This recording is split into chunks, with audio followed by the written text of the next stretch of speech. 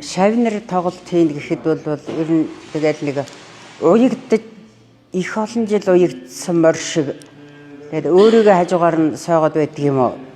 Нэг тийм сэтгэл санаа бас яг тоглолт хийх гээд байгаа юм шиг болоод ингээд байдаг болчихсон. За одоо манай анги чимэгийн тоглолт болох гэж байна. Анги чимэг маань одоо хүн бол альва юм чод бас тийм дээ.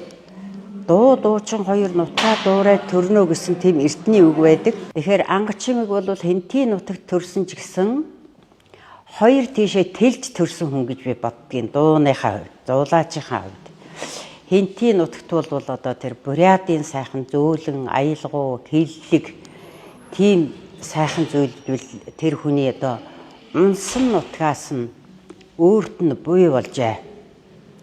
Дуучин нутаг гурвал гэсэн үг шүү дээ. Яг судалгаагаар үзэх юм бол.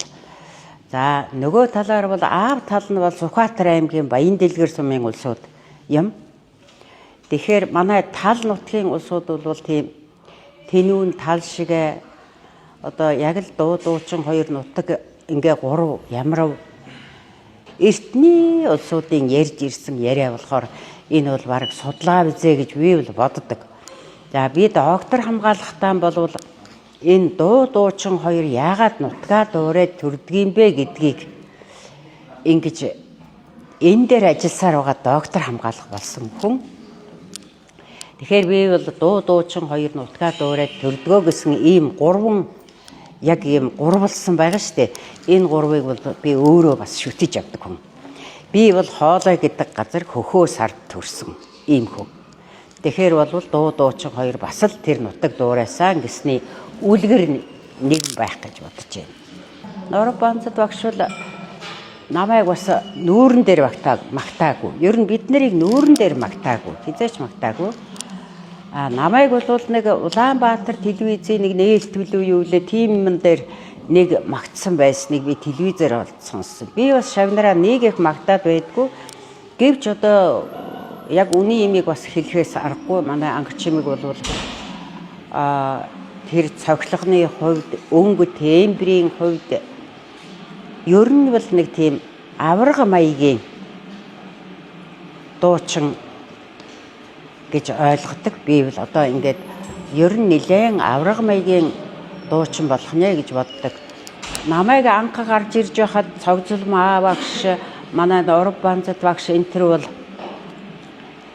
ханагар дуучин гэж хэлж гаргаж ирж байсан. Одоо тийм нэг одоо миний хэл би жоохон бүдүүлэг ярьж байж магадгүй л дээ. Одоо тэр авраг дуучин гэдэгтээ бараг л дүйх үг юм болоо да гэж боддог болсон. За манай анги чимэг бол бас яг хүн гэдэг амьтан чинь ер нь тийм шүү дээ. Альва юмнаас жоохон жирэхэд байдаг.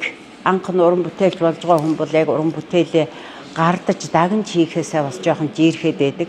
Одоо манай анги чимгийн тэр бол бүр ард үлдсэн байна.